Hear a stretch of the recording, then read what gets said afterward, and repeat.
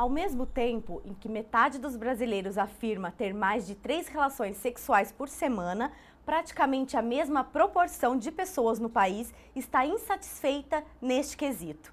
Pelo menos é isso que indica uma pesquisa realizada por uma marca de preservativos. O estudo foi feito com 1.004 participantes no Brasil, entre 18 e 65 anos, e revela que o descontentamento existe para 51% dos homens e 56% das mulheres.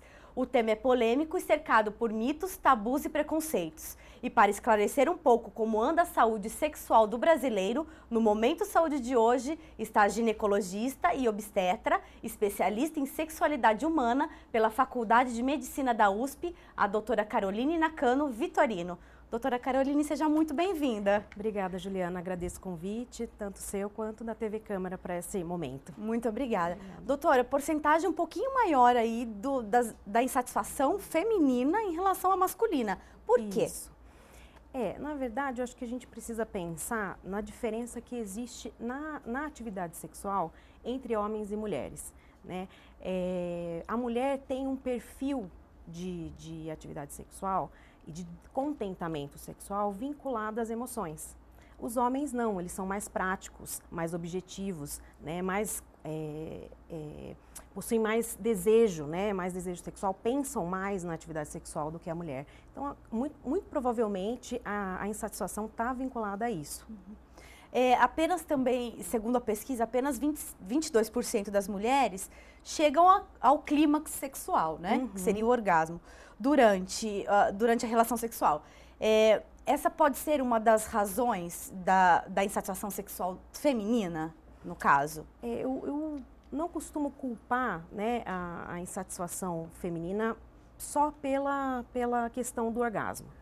As mulheres chegam ao clímax sexual, que é o orgasmo, em situações, de diferentes situações, né? Independente de estar exatamente numa relação sexual, naquele momento da atividade sexual, né? O orgasmo, ele depende, obviamente, de uma sequência de fatores, né? E de um contexto de sexualidade que essa mulher está envolvida. Que abrange mais para a mulher, né? Isso, exatamente. Como você disse antes, é mais específico, o homem é mais prático. Exato. A mulher, ela precisa estar num contexto de sexualidade, e em sexualidade a gente entende como não só a atividade sexual em si, né? A gente tem que estar num contexto de trabalho, de estudo, de preocupação com os filhos, que seja favorável. Então, a mulher que se diz insatisfeita, às vezes tem um contexto que não a deixa satisfeita. E só a prática sexual em si não vai levar, ela pode não ter orgasmo exatamente por isso. Além disso, para que as mulheres atinjam o orgasmo, elas demoram um pouco mais de tempo, até pelo envolvimento com o parceiro, né, do que o homem. O homem consegue atingir o orgasmo antes, né, em menor tempo, né? Para a mulher exige um tempo maior.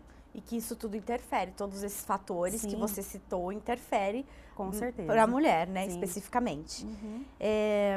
Mas essa satisfação não depende somente do orgasmo. Tem mulheres que têm relações e que estão satisfeitas, não chegando ao clímax, é isso? Sim, com certeza. Até porque, como eu disse, a questão do tempo e da forma como está o relacionamento dela, é óbvio que existem mulheres que atingem o clímax, que é o orgasmo, né? Estando em relações, em relações ou em parcerias esporádicas.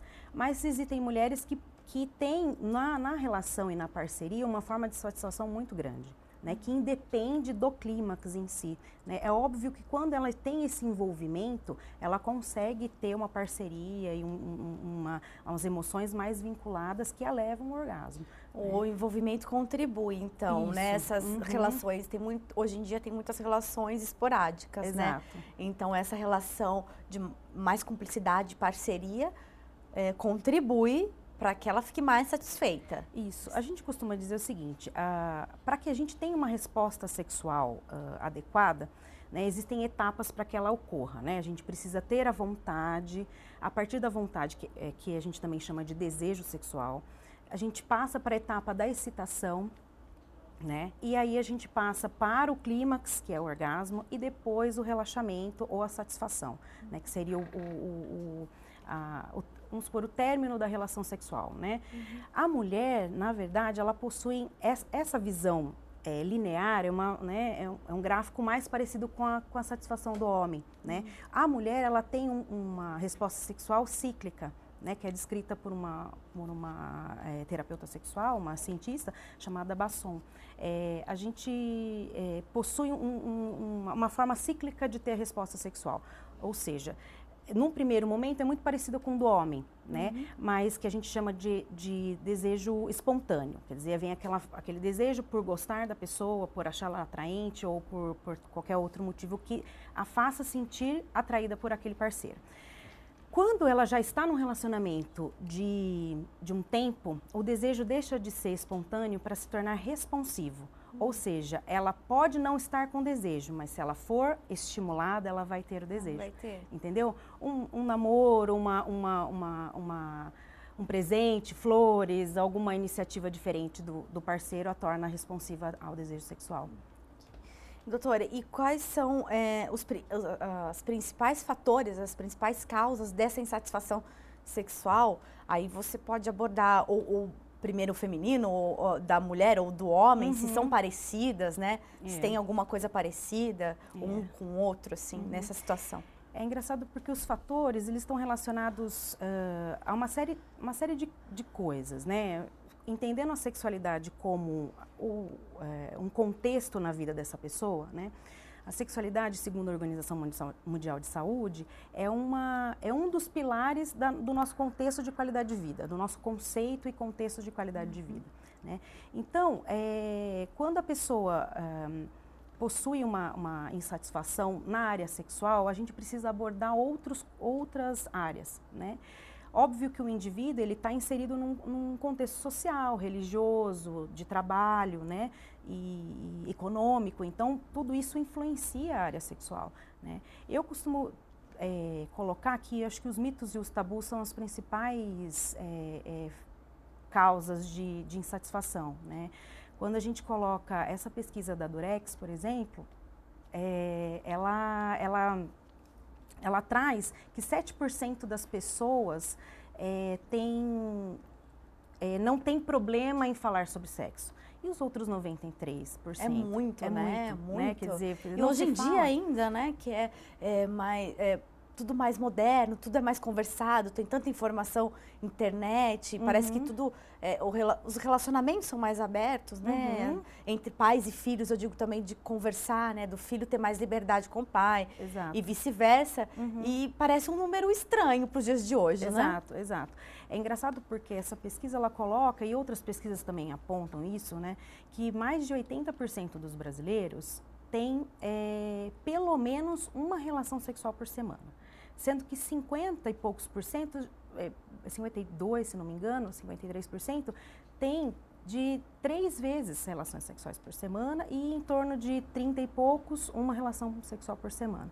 Quer dizer, então existe uma quantidade de atividade sexual, porém essa qualidade ela está, né, deixando a desejar. Né? E o que é que a qualidade falha? Exatamente nisso, quer dizer, as pessoas não conversam sobre sexualidade, né? Não conversam sobre suas fantasias sexuais, né? Que é uma das coisas que talvez seja um grande ponto para se esclarecer, né? O que se pode, o que não pode fazer, o porquê que não pode, se é que não pode, né? Então, bem interessante. Vendo a entrevista que você, lendo na realidade a entrevista que você deu, você cita alguns pilares, alguns fatores, né? Como não saber o que fazer com tanta informação. Tem tanta informação sobre a sexualidade, sobre a saúde sexual, e as pessoas não sabem o que fazer com ela. Então, vê muita coisa, mas não sabe onde aplicar.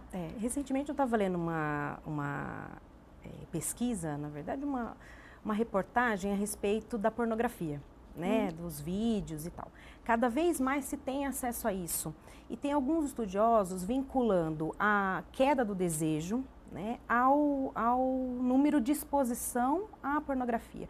Eu acredito que tem a sua relação, sim, exatamente porque existe um modelo padrão, né, de modelos que estão ali atuando, né, e fazendo, tendo atividade sexual. Então se fala em tamanho de órgão sexual masculino, né, as mulheres também expostas de uma outra maneira, né, tanto nos seus órgãos genitais, que também acabam levando a mulher a um padrão de perfeição, que às vezes coloca a mulher ou o homem numa situação de inferioridade em relação a isso e insatisfação em relação a isso. Então, não só a questão da pornografia, que eu acho que é um fator que está influenciando, né, mas também a internet, né, também tem uma série de informações. Eu vejo que muitos, apesar de que o brasileiro usa bastante a camisinha, né, o preservativo para suas relações eventuais, digamos assim. É um dos maiores índices, né? Exato. Nós ficamos em primeiro lugar. Exato, exato. Só que ao mesmo tempo, quando a gente avalia, por exemplo, algumas doenças sexualmente transmissíveis, o Brasil ainda é um país que tem muito índice de doença sexualmente transmissível, de gravidezes indesejadas, né? A gravidezes na adolescência, né? Então, assim, são coisas que elas são antagônicas, né? Elas se chocam muito. Né? Doutora, e você fala também de repertório sexual pobre entre os casais. Exato. Como seria? Eu queria que você falasse um pouquinho que isso também faz com que aumente a insatisfação, sair da rotina melhoraria isso. Com certeza. O brasileiro, ele tem, inclusive nessa pesquisa, eles colocam que 17% se arriscam em coisas diferentes na atividade sexual, né? Isso entra naquilo que eu estava comentando com você a respeito das fantasias sexuais, né? A partir do momento em que a pessoa sabe o que é a fantasia sexual, qual é aquela que ela permite na troca com o seu parceiro, né? E aí, a partir daí, aumentar o seu repertório sexual, onde vai fazer, com quem vai fazer, se vai usar apetrechos, né, que a gente costuma falar. Inclusive, o mercado erótico é uma coisa que vem aumentando muito para o brasileiro. Um crescimento muito grande. Exatamente.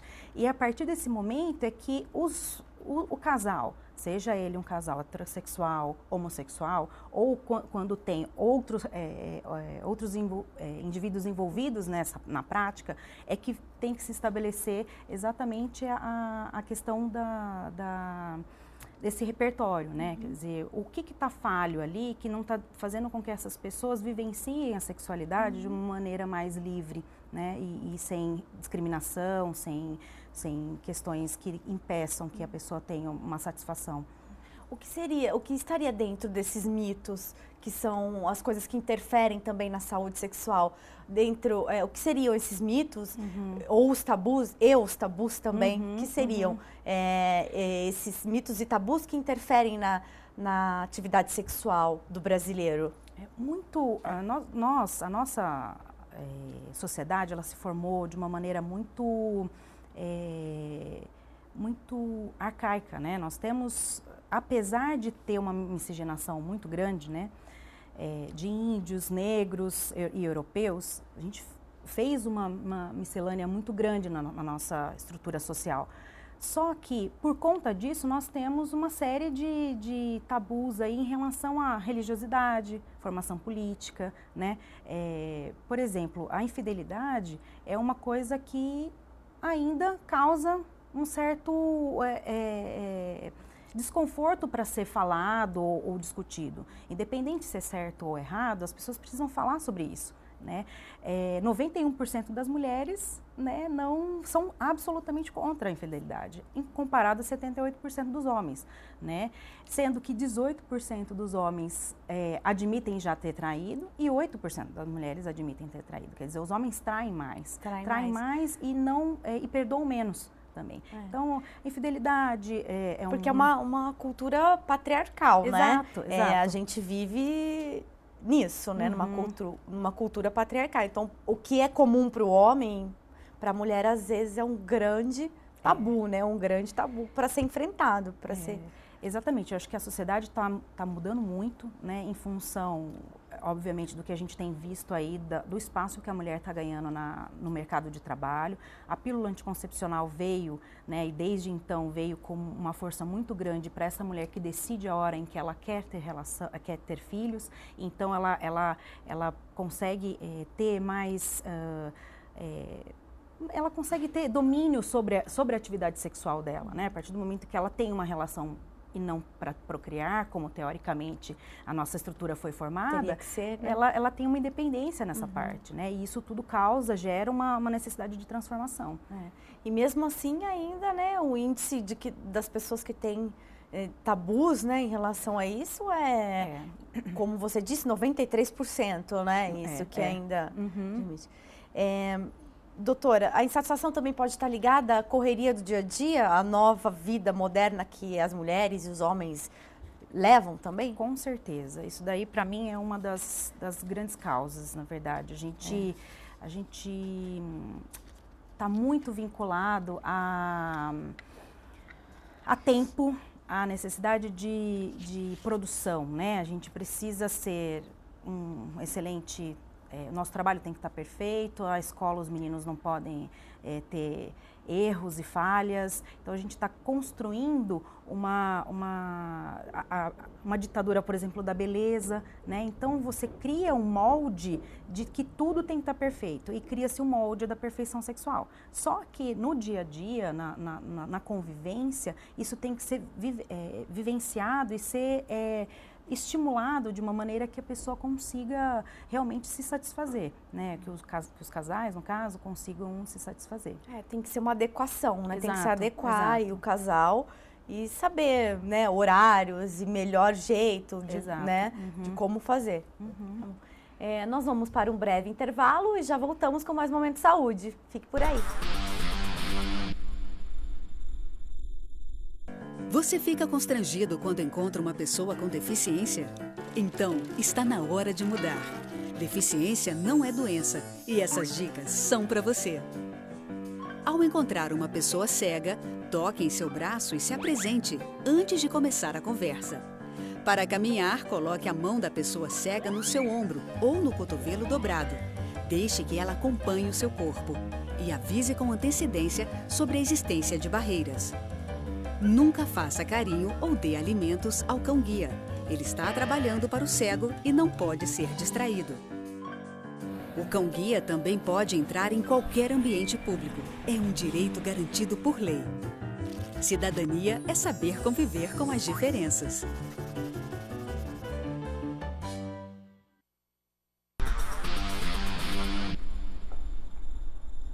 Estamos de volta com o Momento Saúde, falando hoje sobre sexualidade, saúde sexual, com a doutora Caroline. Doutora, essa fama do brasileiro de ter a sexualidade aflorada, o mundo todo vê o brasileiro como um ser assim, né, com essa sexualidade, isso pode frustrar o brasileiro numa relação, trazer essa insatisfação, porque às vezes não condiz com a realidade, né? A perspectiva das pessoas, a percepção do todo não condiz com a realidade. Isso pode frustrar? É engraçado, né? Porque nós somos o país do carnaval, da caipirinha, da dança, da exposição de corpos, né? E, ao mesmo tempo, nós temos 22% das mulheres, né, que não atingem orgasmo, 56% delas estão insatisfeitas. Se a gente colocar num balanço geral, 50% dos brasileiros estão insatisfeitos, sendo que 56% das mulheres estão insatisfeitas, né? É bem contraditório, eu acho que cai justamente naquilo que a gente estava falando antes, da nossa formação cultural. Não tenha dúvida disso, assim, se a gente for ler historicamente como é que se deu a entrada dos imigrantes aqui no Brasil e a forma como eles se espantaram com os índios nus e eles todos chegaram cobertos, né, e eles, inclusive Pero Vaz de Caminha escreve isso na carta, né, expondo suas vergonhas, né, quer dizer, então trouxe isso para a nossa cultura, né, que a questão da sexualidade é uma vergonha.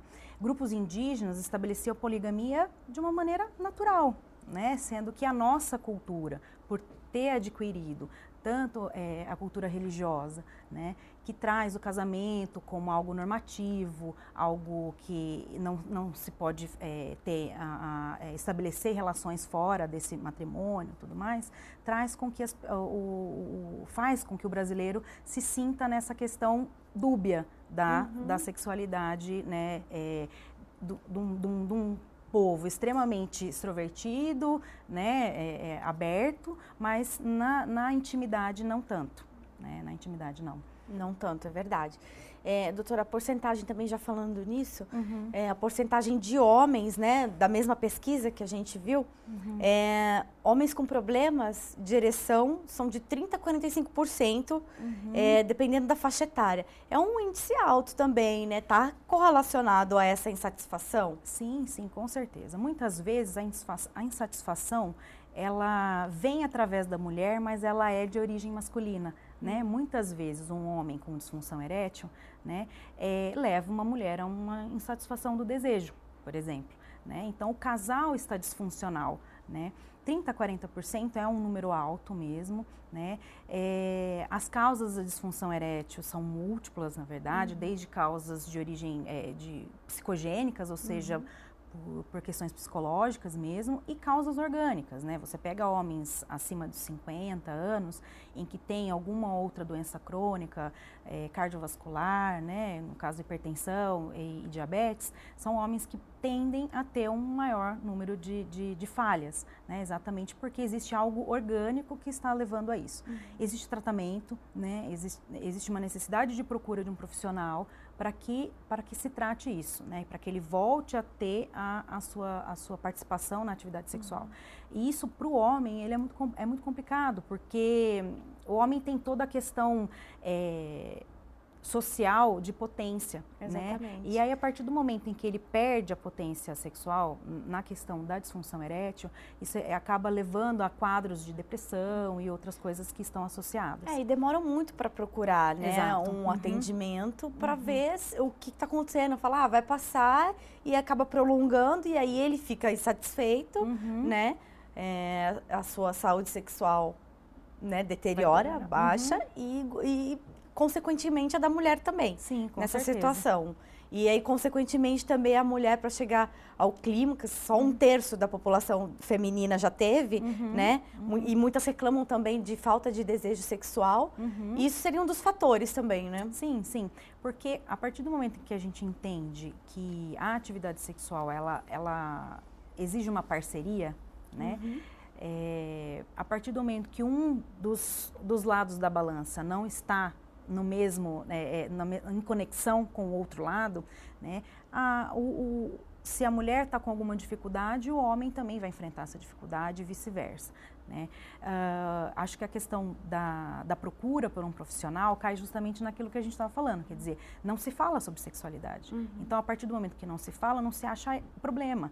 E aí, muitas vezes, a pessoa enxerga que existe um problema nela, mas talvez ela não se coloca para o tratamento e, às vezes, coloca no outro a falha, né? O que acaba também dando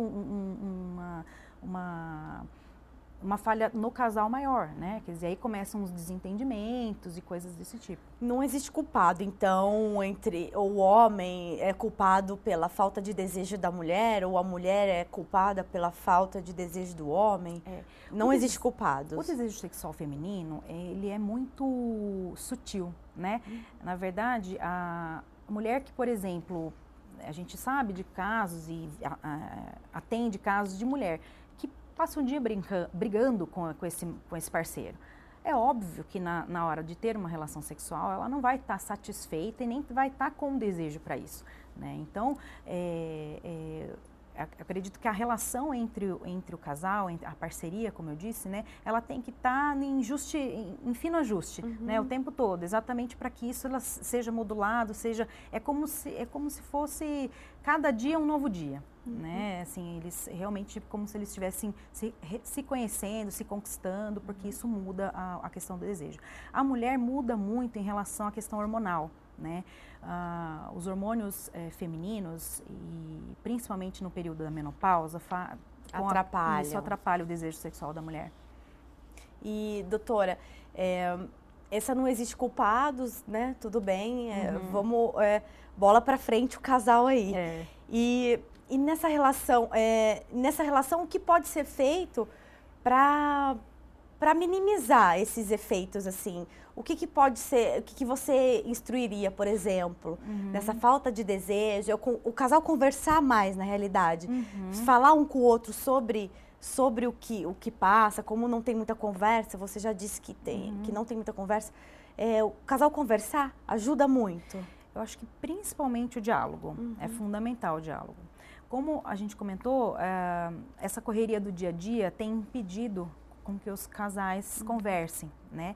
E aí eles simplesmente adotam papéis, né? Esse é o seu papel de ir no supermercado, de cuidar dos filhos, de levar os filhos na escola, e o meu é trabalhar, chegar no final da noite, enfim, né? Trazer dinheiro, né? Produção, enfim, de recursos financeiros, né? Muito vinculado ao homem, apesar da mulher estar num outro patamar hoje, né? Então, o que acaba acontecendo? Esses casais, eles não têm um dia, eu costumo recomendar muito isso.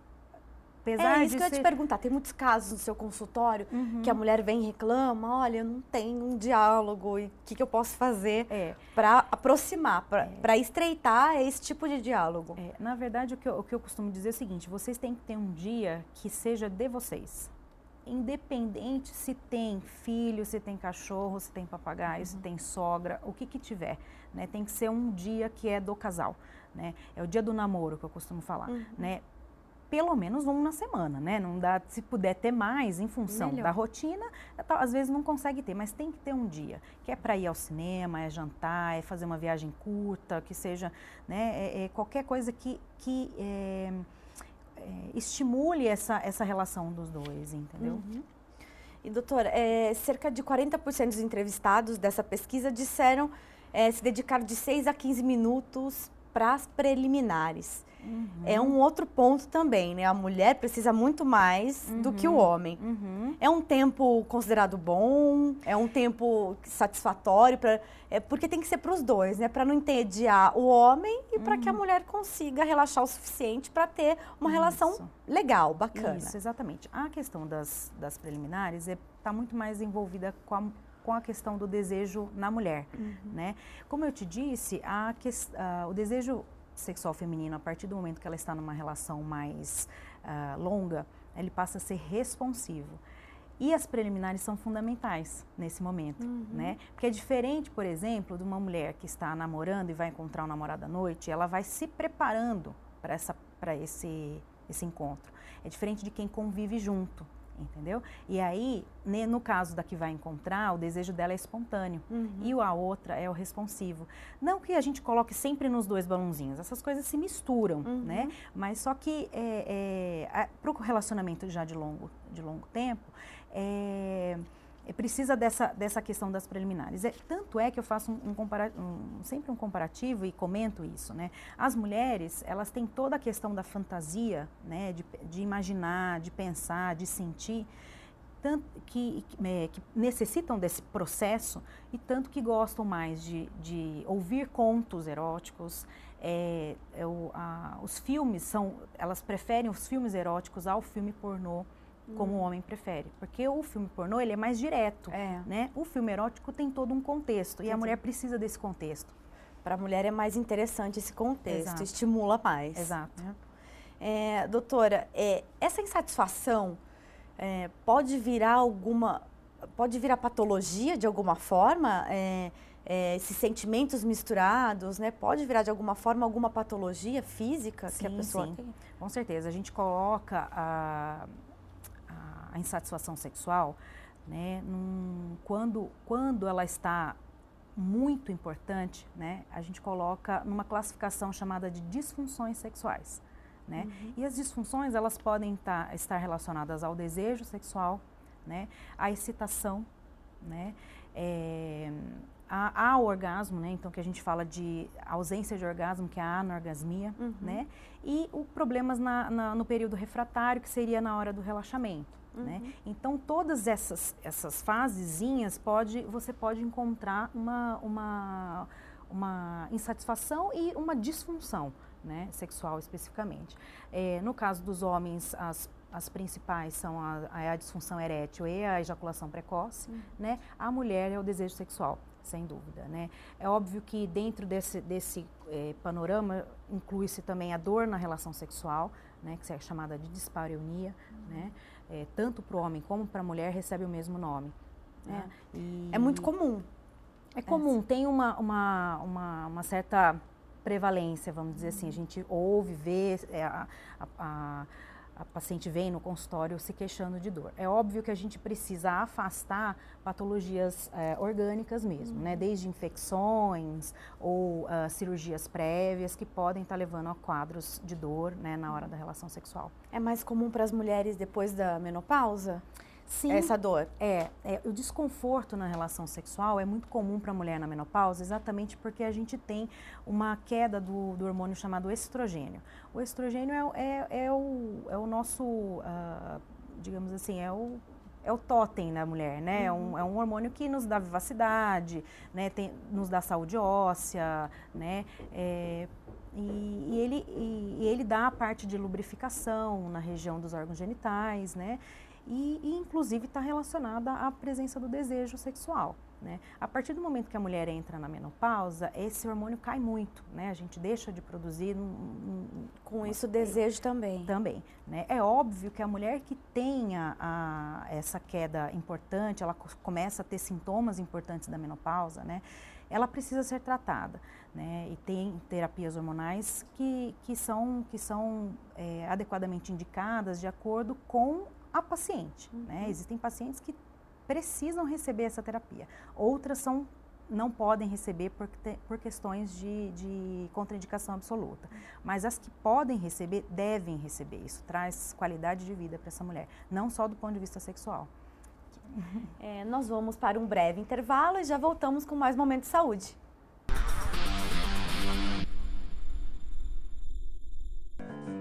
Você fica constrangido quando encontra uma pessoa com deficiência? Então, está na hora de mudar. Deficiência não é doença e essas dicas são para você. Ao caminhar com uma pessoa que tem deficiência física, procure acompanhar o passo dela. Mantenha muletas ou bengalas sempre próximas. Se presenciar um tombo, ofereça ajuda, mas antes pergunte como fazer. E ao planejar um passeio, verifique antes se existem barreiras que possam impedir a passagem do cadeirante, como escadas e banheiros não adaptados. Se o local não estiver preparado para receber um deficiente, recomende ao proprietário que faça as adaptações. Cidadania é saber conviver com as diferenças.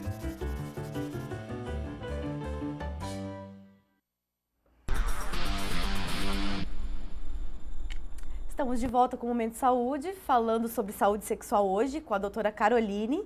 Doutora, são poucas as pessoas então que procuram um médico para falar dessa insatisfação, que acaba, que a gente falou no último bloco, até gerando algumas patologias aí. Então são poucas essas pessoas, são as mulheres que procuram o seu consultório para falar sobre isso, é um número baixo? Na verdade, as pessoas têm dificuldade de falar isso, né? A gente até ouve isso no consultório, naquele momento em que praticamente a consulta já está terminando, aí a paciente tem a coragem de falar, estou com uma coisa que eu preciso dizer, né? E aí entra na questão sexual, né? Ou porque não está sentindo vontade, ou porque tem dor, ou enfim, qualquer outra dificuldade que esteja apresentando. Realmente as pessoas precisam ter a coragem de procurar. É lógico que existem patologias, inclusive psiquiátricas, que podem interferir no desejo. A depressão é uma delas. Então, por exemplo, a pessoa que está em depressão, a gente não consegue avaliar a questão sexual exatamente porque elas estão ligadas. Ela está em depressão, ela não consegue ter uma relação sexual, ou não consegue ter desejo, enfim, ou às vezes está tomando medicações que a impedem de ter todas essas etapas da atividade sexual preservadas. Então, a gente precisa estar de olho no contexto, né? Não só na questão física mesmo do paciente, mas a questão psicológica. A saúde emocional é muito importante para equilibrar a saúde sexual, né? Exato. Ficar um conjunto. Doutora, como a gente já falou também, você até tocou no ponto dos sex shops em alta que a gente estava conversando. Esse seria uma das saídas para... a falta de criatividade é uma coisa que mina, né? Um pouco, que contribui para a insatisfação. Acho que talvez o aumento dos sex shops também tenha uma correlação com isso. Eu queria saber de você como lidar com essa falta de desejo sexual. O sex shop é uma boa alternativa? Sim, eu acredito que o mercado erótico, ele tem trazido a oportunidade das pessoas poderem lidar com aquilo que a gente falou sobre as fantasias, né? Desde uso de lingeries, ou aparelhos, ou brinquedos que podem estar trazendo aí uma satisfação ou mesmo criatividade, né? Mas não que isso seja o ponto para que as coisas melhorem, né? Eu acho que muito do contexto sexual precisa estar no casal. O casal precisa estar em sintonia, né? Não há atividade sexual ou relacionamento que persista a falta de sintonia, né? Eles precisam ter uma cooperação, né? Numa série de coisas que envolve o cotidiano familiar, né? Então, recentemente eu atendi pacientes queixando que não conseguiam ter relação sexual, mas também mora numa casa grande, mas com várias pessoas. Eu falei assim, mas vocês têm um momento de vocês? Tem que sair então, tem que ir para outro lugar, né? Então, a questão não é o sex shop ou o mercado erótico. Não é a falta de criatividade em si. Entendeu? As pessoas precisam ter essa questão da sintonia mesmo, né? O mercado erótico, ele vem crescendo. Ele ajuda, né? Ajuda. Precisa ficar de olho em relação aos produtos, né? Porque com certeza algum tipo de produtos não são liberados, né? Para estar se usando. Então, alguns cremes ou bolinhas, né? Que podem ser introduzidos nos órgãos genitais, eles têm substâncias que são inóspitas. E aí pode gerar um problema, uma infecção, um outro problema, exatamente porque teve a vontade de fazer uma coisa diferente. Estabelecer uma fantasia, né? Mas não deu certo exatamente porque teve um problema infeccioso pós, né? O uso dessas substâncias. Então, a principal forma é o diálogo com o parceiro e tentar resolver entre eles. Como a gente comentou anteriormente também, tentar se adequar um ao outro, né? Com horários e lugares também, adequar a vida que se tem agora, que é tão corrido, né? Que é tão complicado. Acho que é isso mesmo, assim, respeitar o papel que cada um tem que desempenhar, né? E saber que estabelecer essa parceria entre o casal, né? O horário, os horários das outras coisas que precisam ser feitas, né? Conversar sobre a atividade sexual em si, né? Quer dizer, numa determinada posição é mais prazeroso para a mulher, numa outra é mais para o homem, enfim, trabalhar toda essa questão que não precisa ficar só na hora em que eles vão ter a relação, né? Aí, que se for só para esse horário, a chance de as coisas ficarem satisfeitas é maior. Doutora, de uma forma geral, como que você vê a saúde sexual do brasileiro?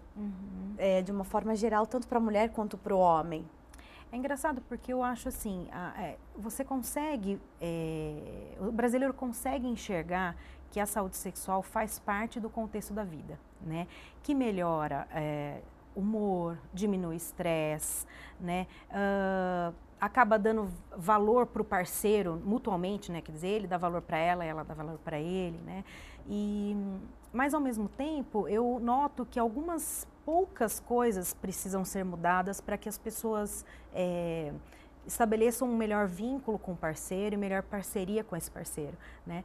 Só que por conta da correria, por conta da falta de diálogo, por conta dos mitos e tabus, né, as pessoas não se conectam. E aí é que surge uma insatisfação ou uma disfunção sexual, né? E depende muito do comportamento das pessoas. E se a pessoa não muda comportamento, é muito complicado você estabelecer um novo vínculo, né? Se isso se mantém durante anos, o estabelecimento desse novo vínculo ou novos vínculos com a mesma pessoa fica complicado. Doutora, a gente está terminando o nosso programa. Eu gostaria que você desse dicas e conselhos, até os mesmos que você dá às suas pacientes no consultório, que você desse para quem nos assiste, como melhorar a sua saúde sexual, como lidar com alguma insatisfação junto ao parceiro. Eu costumo dizer que sexualidade, como faz parte de um contexto de qualidade de vida, a gente não pode esquecer de se alimentar direito, de fazer atividade física, né? De ter um trabalho que te satisfaça, porque tudo isso faz bem para a autoestima e a atividade sexual faz bem para a autoestima, né? Estabelecer uma parceria que seja agradável para você no sentido de poder conversar, poder dialogar, poder sair, né? Se divertir, né? Ter a sua individualidade respeitada, né? Quer dizer, a mulher tem suas amigas, tem o filho, tem a família e tem o parceiro. Então, tudo isso tem que ser respeitado exatamente para que as coisas caminhem, né? E em relação a dicas, eu costumo dizer assim que a sexualidade, como ela envolve mudança de comportamento,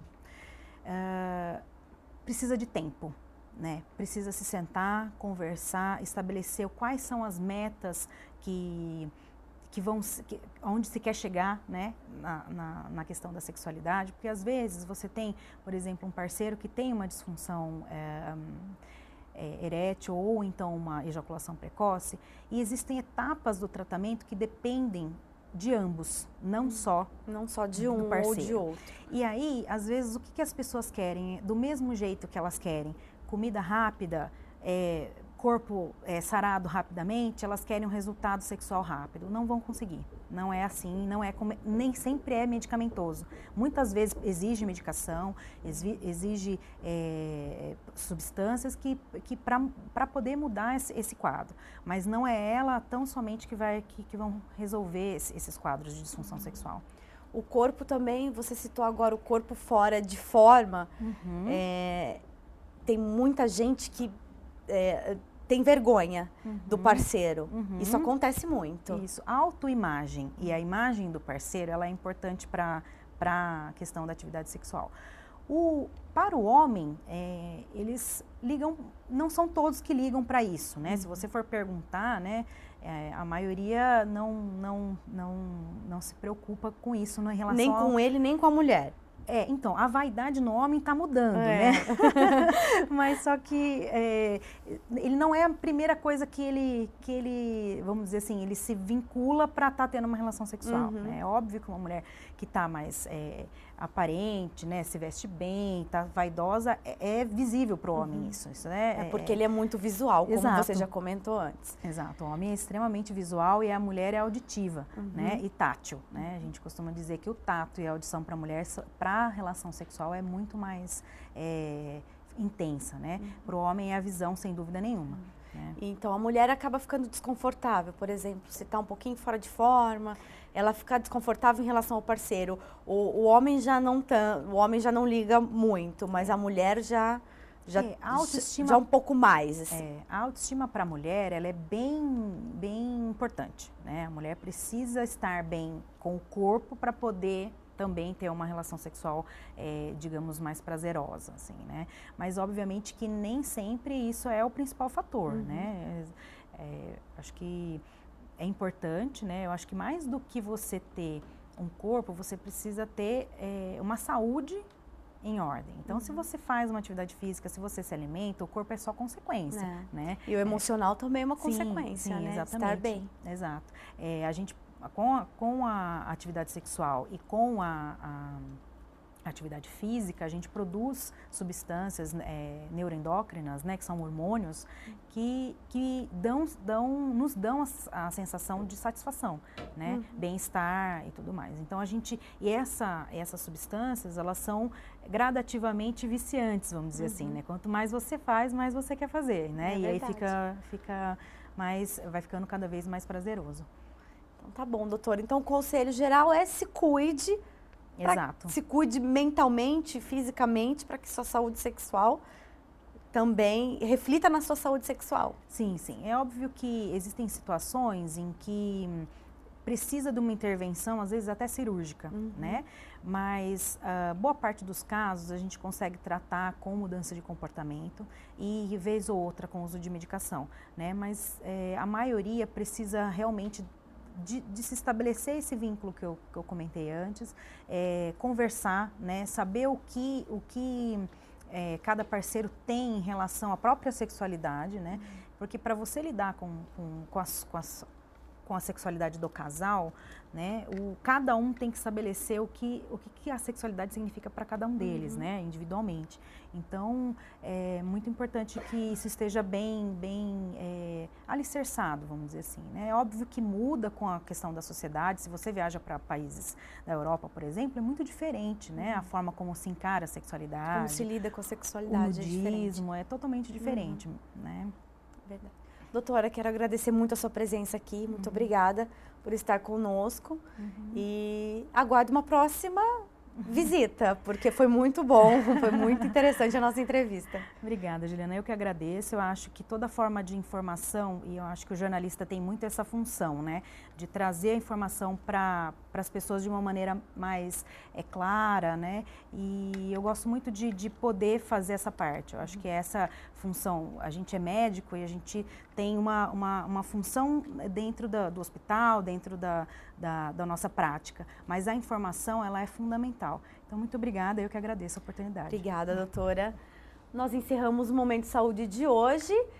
Você pode acompanhar a nossa programação pelo canal 4 da NET ou pelo nosso canal no YouTube da TV Câmara. Muito obrigada e até breve.